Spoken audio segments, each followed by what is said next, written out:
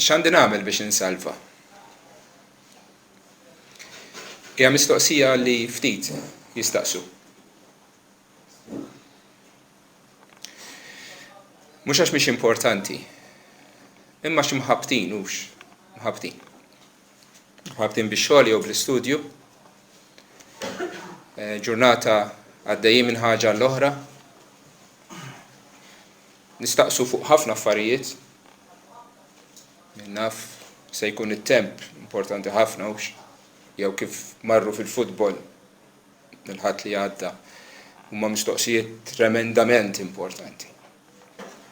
Imma li nistaqsu fuq is-salvazzjoni ta' ruħna ħafna nies jagħtu għal ġemp dik il-mistoqsija u jgħaddu ħajjithom kollha jiġru minn ħaġa għal ħaġa u jaslu fit-tarf ta' ħajjithom u qatt ma kkonsidraw sewwa il-qagħda tagħhom spiritwali quddiem Alla. Forsi ma jistaqsuwix ukoll għax ma jarfux il-ħtija tagħhom kemm hu kbir id-dejn li għandhom ma' Alla, Alla li ħalaq kollox, Alla li qed iżommna ħaj, Alla li għamilna fi xbija tiegħu, konxji tar responsabilità li għandna li nħobbuh u niglorifikaw u nobduh. Ma l-bnedmin jagħmlu sa rashom li jridu, jixtiequ huma u jwarbu lil Alla u jgħixu ħajjithom bħalli kieku Alla ma jeżistix. Ma jfissirx però li l-ħtija tagħhom mhux qiegħda hemmhekk. Anzi kull ġurnata jabbu iktar peace taħtija fuq spallejhom li imbagħad jridu joħduh magħhom fid-dinja li jmiss. U forsi ma jistaqsux il-mistoqsija x'għandi nagħmel biex insalva għax ukoll mhumiex konxji jew jippruvaw jinsew kemm qasira il-ħajja tagħna fuq din l-art illi llum hawn u għada m'intix. U trid tidher quddiem it-tron ta' Alla għall-ġudizzju. U iva hemm mewt, hemm ġudizzju, hemm infernu ġenna.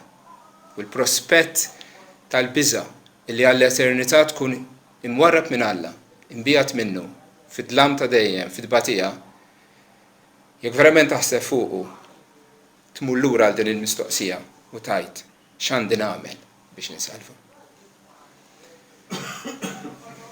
Dakinhar illi mara x-xogħol, il-gwardjan tal-ħarbs, il-kalzrier, kienet għalih ġurnata tax-xogħol bħas-soltu. Fuq moħħu ma kellux il-ħsieb tal-eternità, fuq moħħu ma kellux il-ħsieb ta' Alla jew is-salvazzjoni ta' ruħu. Kellu l-familja d-dar, mara x-xogħol u għalih kienet tkun ġurnata bħal ta' soltu. Jew għall-inqas hekk ħaseb li se tkun. Fuq moħħu ma kellux lil Alla. Moħħu kien preokkupat bl-affarijiet tas-soltu ta' din-dinja.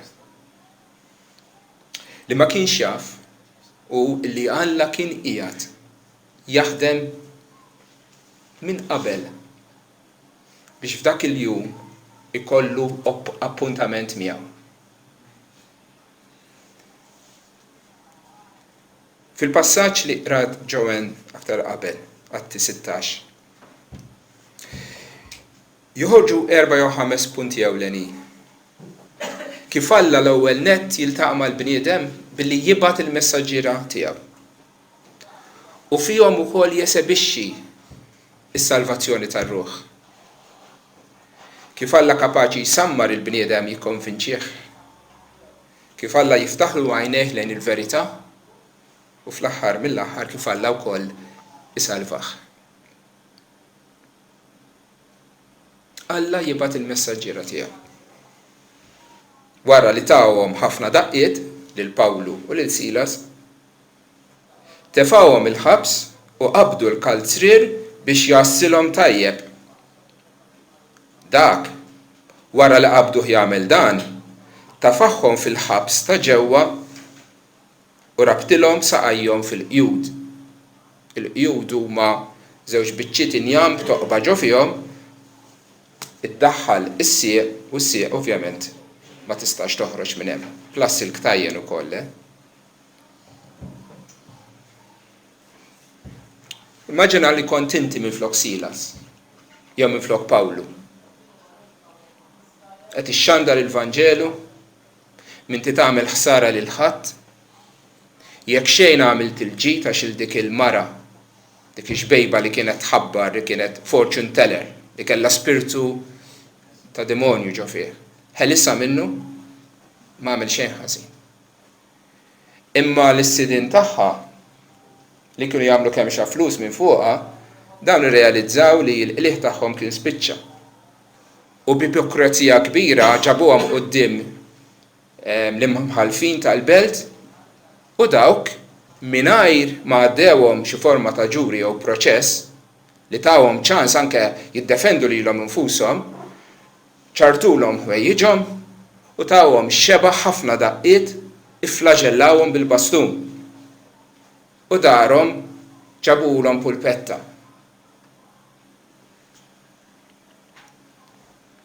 Ovvjament, inġustizzja kbira. Imma l-fatt li dakinhar Pawlu u Sila spiċċaw il-ħabs ma kienx biss inġustizzja. Lanqas ma biss xieda ta' kemm l-Apostlu Pawlu u sħabu kienu impenjati biex ixandru l-Vanġelu. Dan kellu ħabta Pawlu li kull belt li jmur ma jidħolx fil-holiday inn dan kien, imma f'kull prison inn li kien hemm f'kull belt naħsem kollha darhom. U ma kien jitgħallem qatt. Għax jerġa' jmur ġo belt oħra, jerġa' jaqla l-inkwiet, jerġa' jispiċċa ħażin u jaħrab minn belt għal belt. Imma għall-Apostlu Pawlu x-xandir tal-Evanġelju u s-salvazzjoni tal-arwieħ kien aktar importanti mill-kumdità tiegħu u mit-tbatija tiegħu. Ma nerġa' ngħid il-fatt li dawk iż-żewġ tirġiel waslu fil-ħabs dakinhar ma kienx biss kwistjoni ta' inġustizzja kontrihom, kwistjoni ta' xhieda tal-impenn tagħhom għall-Evanġelju, imma kienet ukoll fil-providenza t'Alla. Dak l-inkontru, dak l-appuntament illi Alla ried li l-raġel il-kalzrier ikollu ma' żewġ messaġġiera tal-Evanġelju biex ikun jista' jsalva.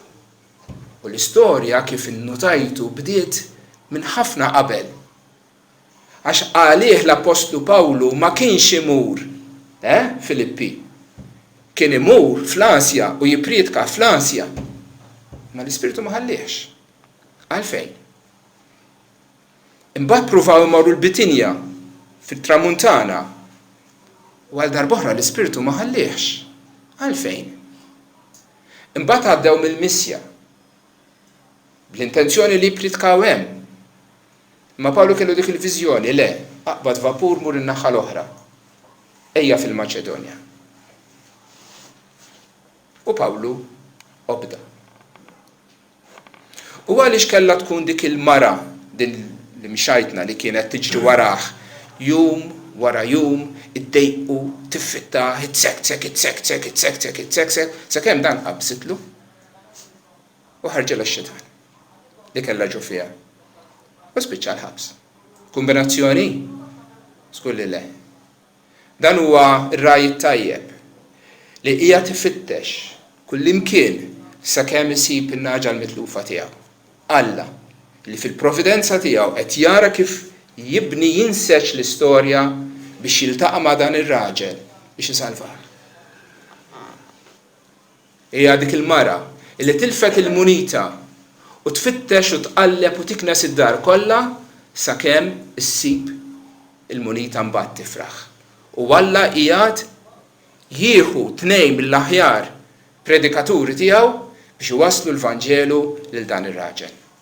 Sa dan it-tant dan ir-raġel m'għandu l-ebda ħsieb spiritwali ġo moħħu. Imma Alla qiegħed qabel ma hu saqsa l-mistaqsija Alla qiegħed iħejjilu triq. It-tieni ħaġa li nara hi kif Alla qed juri jesebixxi x'jiġifieri tkun salvat. U l-esibizzjoni kienet huma stess. Dawn iż-żewġ irġiel li ġew qudiemu u naturalment sema l-istorja tagħhom, semagħhom jitolbu, semagħhom ikantaw, ra l-imġiba tagħhom. Alla kien qed juri li dan raġel ekku bniedem salvat. U impressjonanti, minn din l-istorja kollha naħseb din il-ħaġa l-aktar li timpressjonani jiena. L-imġiba tal-Apostlu Pawlu u Sila illi minkejja l-inġustizzja li sofrew, minkejja id-daqqiet li kienu ħadu, minkejja li darhom u ġisimhom kien qiegħed jokrob l-ġieħ, x'insibuhom qegħdin jagħmlu? Igergru? Fittxu vendetta? Jokorbu biss? X'insibuhom qegħdin jagħmlu? Jitolbu u jfaħru lill-Alla fit-talb u fil-kant. Mhux miraklu ta' grazzja jgħid fil-qalb tal-bniedem. Il-bniedem minkejja d-batijiet kollha, minkejja s-sofferenzi li qed isofri, minkejja li qiegħed ġo ħabs mudlam jinten seba' pesti, minkejja li saqajk huma marbutin, idejk fil-ktajjen u ġieħ ġo darek, inti tibqa' tafda falla u titolbu. X'talbu eżattament ma jgħidilniex, imma nafu Pawlu kif kien jitlob. Pawlu aktar milli għal-ħelsien tiegħu kien qed jitlob li l-kelma talla ma tkunx marbuta u ma kienitx, biex issa naraw il-qawwa tal-kelma talla f'dal-waqt.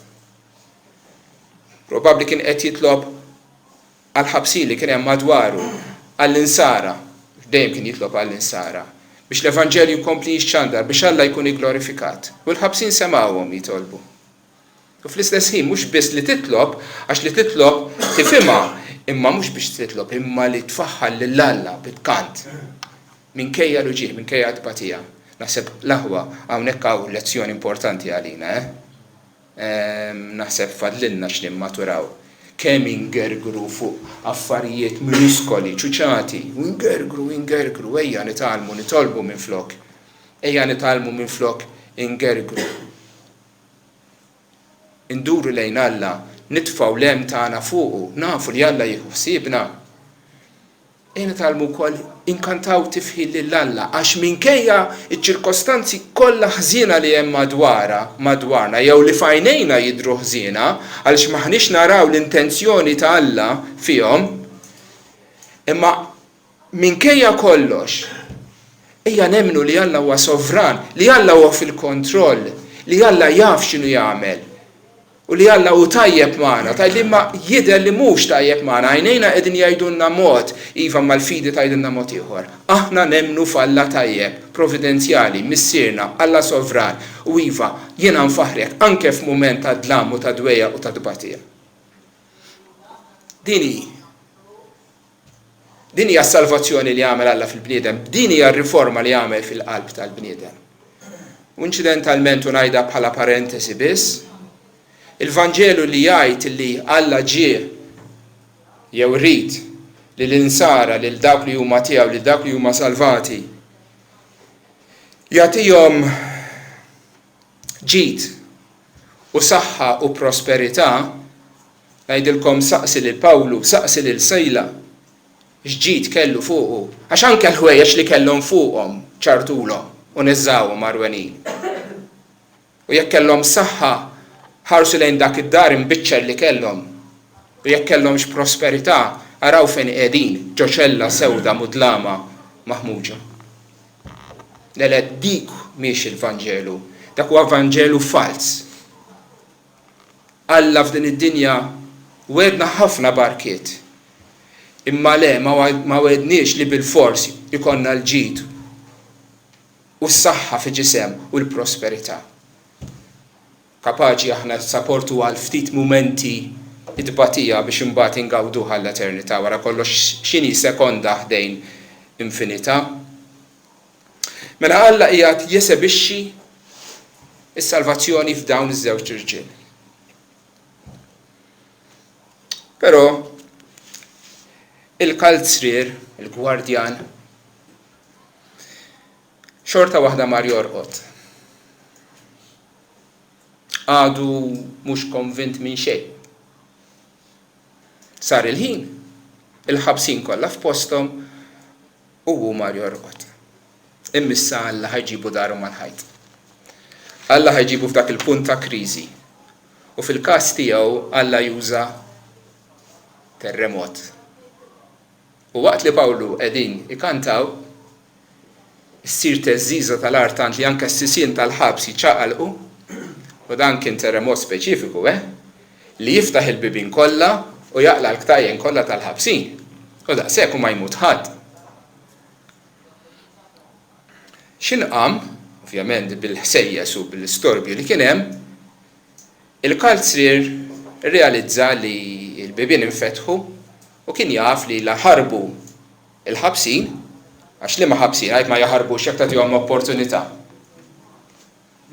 Ħareġ is-sejf, peress li hu kien Ruman, u kien se jagħmel suwiċidju. Għax kien jaf li ħajtu hekk jew hekk ħadd tispiċċa xorta għax la ħalla l-ħabsin jaħarbu u kien ħajġi maqtul. Però waqt li ħajamel lat biex joqtol lilu nnifsu, Pawlu Sila minn ġewwa midlam jgħidulu iqaf tagħmilx sara lilek innifsek, aħna l-koll hawn. Ma tarawx miraklu ieħor għid. Li l-ħabsin b'xi mod jew ieħor kienu tant impressjonati minn dak li raw u semgħu f'Pawlu u f'Silas u mit-terremot innifsu illi minflok ħarbu għadu hemm aqgħodxa miegħu. Ma ħarbux. Forsi għax ridu jisemgħu l-messaġġ tal-Evanġelju. U dak meta ra hekk f'daqqa waħda saret teżżiża kbira tal-art li saħansitra tqanqlu s-sisien tal-ħabs u malajr il-bibien kollha nfetħu l-qjud ta' kulħadd inħallu u mal-istembaħ l-assis u ra l-bibien tal-ħabs miftuħin silet sejfu rid joqtol lilu nnifsu għax ħaseb li l-ħabsin ħarbu. Ma Pawlu għajjad l-ħen qawwi qallu li tagħmilx sara lilek innifsek għax aħna l-koll hawn. Imbagħad talab id-dawl u daħal jiġri ġewwa imriet inxteħed f'riġlejn Pawlu Sila u ħareġhom barra u qal: Sinjuri, x'għandi nagħmel biex insalva? Hemm hu l-punt tal-kriżi. Alla iltaqa' miegħu. Dan huwa l-appuntament etern ta' dan ir-raġel mal-ħalliet tiegħu. Imbeżza, issa imbeżza. Imbeżza mhux għax se jitlef ħajtu, infatti hu kien lest li joqtol lilu nnifsu. Mhux dik li kienet qed beżza. Imissa qed jara lid setana ta' Alla. Issa ġie wiċċ imbuċċ mal-ħalliet tiegħu. U l-konsern tiegħu, x-xewqa tiegħu, l-ħsieb tiegħu issa m'għadux affarijiet iktar ta' din id-dinja, imma fuq is-salvazzjoni ta' ruħu. X'għandi nagħmel biex insalva?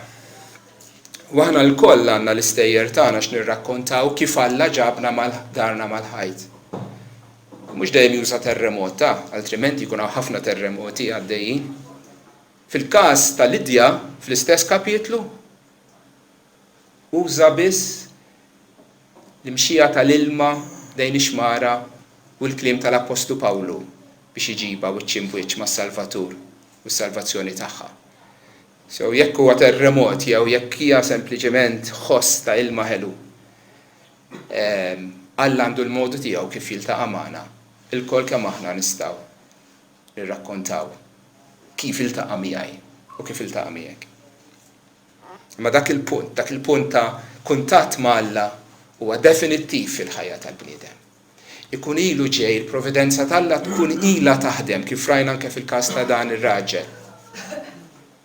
Imma one point, Iva, inti se tiġi konxju ta' dnubietek u ħad tistaqsi x'għandi nagħmel biex insalva.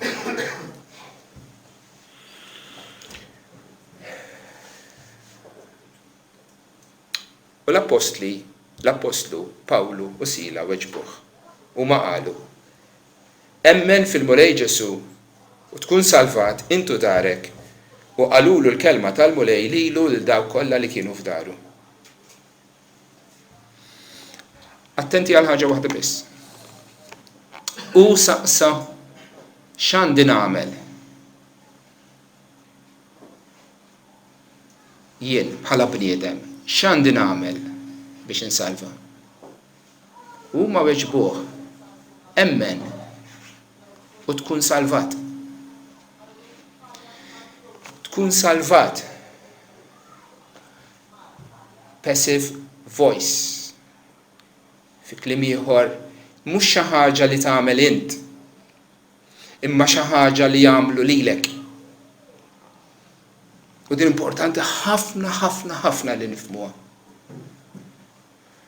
Int forsi għandek l-idea illi jiena rrid nagħmel lista ta' affarijiet biex fl-aħħar inkun nimmerita jew jistħoqli s-salvazzjoni, le? Ma l-Bibja tirrispondik le. Emmen u tkun salvat minn xi ħadd ieħor. Xi ħadd ieħor ħajamlu x-xogħol li permezz tiegħu int ħad tkun salvat. U dak ix-xi ħadd ieħor mhu ħadd ħlief il-mulej Ġesu. Emmen fil-mulej Ġesu u tkun salvat. Fi kliem ieħor, int ma tistax tagħmel xejn, kull ma tista' tagħmel tirreferi lilek innifsek għand xi ħadd ieħor li kapaċi jsalvak. Jekk tiġi jgħid li isma' għandi rieħ, x'se nagħmel? U ngħidlek mur u għamel naqra te blasel u billumi u kun flaxija żidlu naqra whisky ukoll u torqod u tistrieħ u żewġ panadols mhux hekk. Għamel xi ħaġa int u tfiq. Imma jekk għandek marda li hija ħafna aktar serja, li teħtieġ trappjan ta' qalbek. Issa mhux int tista' tagħmel naqra home remedies. Se kull ma nista' nagħmel nirreferik għand kardiologu li kapaċi jagħmillek il-trampjant ta' qalbek. L-Apostlu Pawlu hekk qegħdin jagħmlu. X'għandi nagħmel? Staqsih ieħor biex inkun salvat u Pawlu jgħidlu isma' jiena kull ma nista' nagħmel nirreferik għand xi ħadd li kapaċi jagħmel dak li inti ma tistax tagħmel. Il-mulej Ġesu Kristu. U għaliex il-mulej Ġesu? Għaliex irreferi għand il-mulej Ġesu? Anke l-istess titli li qed juża is-sit, il-mulej u Ġesu. Emmen f'dan illi huwa is-sit li permezz tiegħu inħalaq kollox, li għalih inħalaq kollox, u li jżomm kollox bis-seta tal-kelma tiegħu, u illi kull il-sien jistqar li hu il-mulej u li kull koppa tmil qudiemu. U s-sit ta' kollox, u il-mulej tal-glorja fih emmen, għax hu għandu l-qawwa biex isalvak. U anke ismu Ġesu, kif niftakru kien l-anġlu li qal lill-ġenituri tiegħu biex isemmuh Ġesu, għax hu isalva il-poplu tiegħu minn dnubietom. Alla l-missier jibgħat l-ibnu f'din id-dinja biex iwettaq is-salvazzjoni tal-poplu tiegħu. Għalhekk ġie sar bniedem u waraw please, innotaw xi ħaġa li dik it-tarbija fi ħdan Marija f'Betlehem ma hija ħadd ħlief is-sid tas-sidien, is-sultan ta' Slaten, il-ħallieq, dak li qed iżomm kollox bil-qawwa tiegħu. U milja lilu nnifsu sar tarbija għex ħajja perfetta ta' ħajtu b'sagrifiċċju għad-nubiet tal-poplu tiegħu. Għam minn bell-imwiet tela s-sema biex qiegħed jinterċiedi għalina biex dawk kollha li bih jersqu lejn Alla huwa issalva kompletament. Għalhekk għandna nirreferu għandu u nemmnu fih. X'jiġifieri temmen fih? Ġifieri inti tafda lilek innifsek fih. Mulej jien fidejk, salvani inti. Jien ma nistax insalva li l-nifsi. Jiena ħaqni l-kundanna, jiena m'għandi l-ebda ħila, m'għandi l-ebda mertu. Inti għandek kull mertu, kull ħila, għax inti pattejt għal-nubieti, int qomt rebbieħ fuq il-mewt. Jiena nafda salvazzjoni ta' ruħi fidejk. Għad kien hemm mument meta inti lill-Alla li Ġesu Kristu għatlu dan il-kliem. Mulej Ġesu jien nafda is-salvazzjoni ta' ruħi fidejk.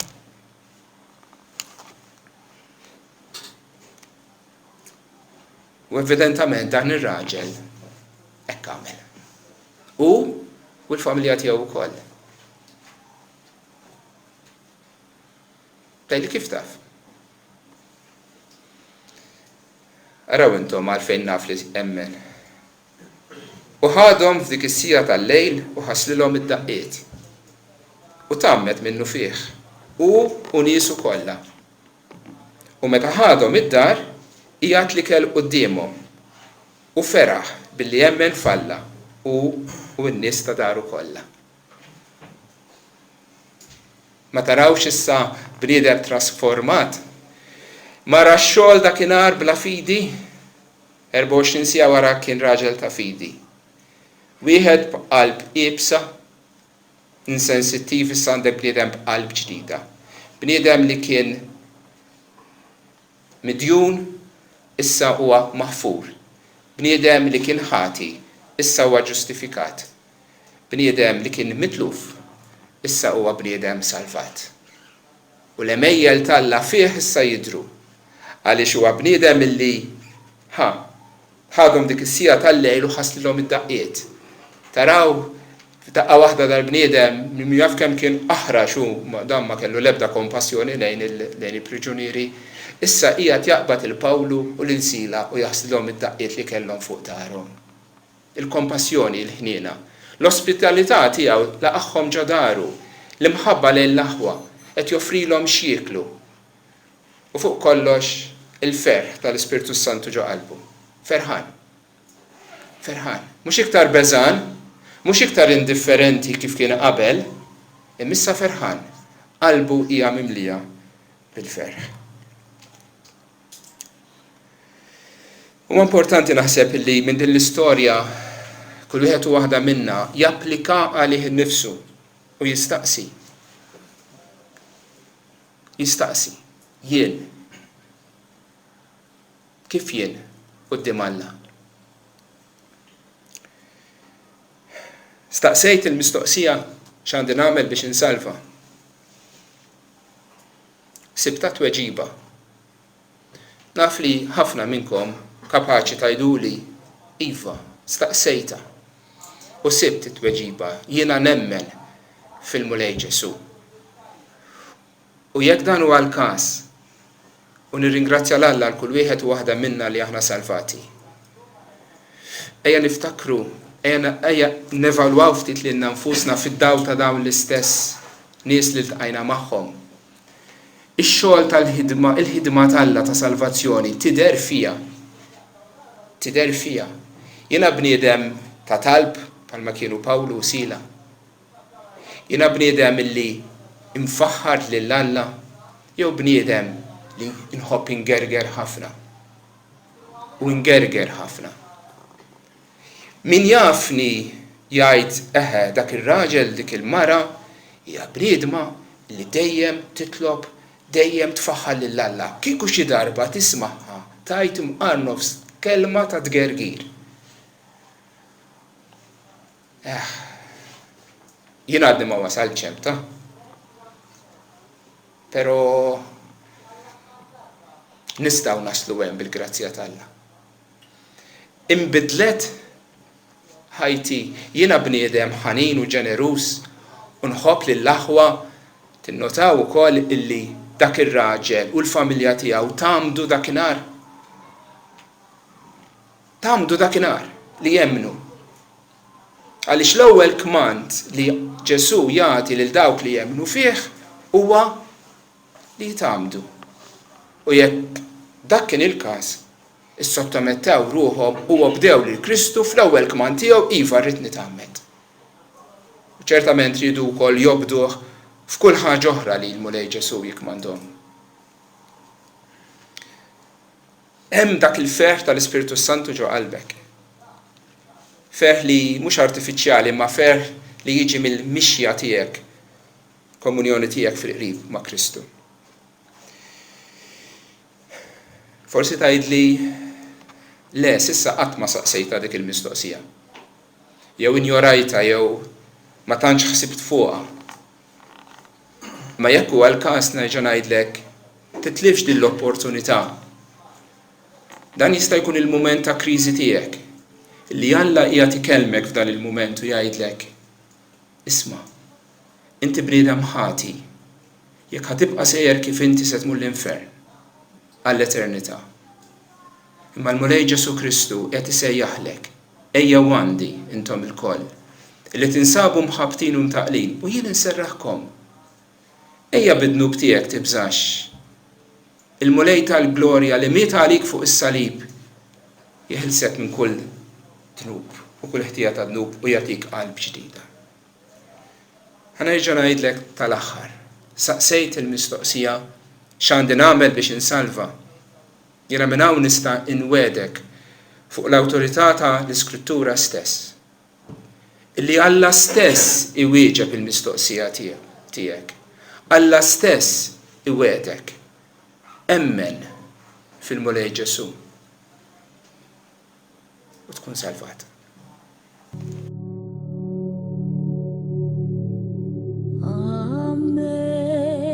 Amazing grace, how sweet the sound that saved a wretch like me. I once was lost, but now I'm found. Was blind, but now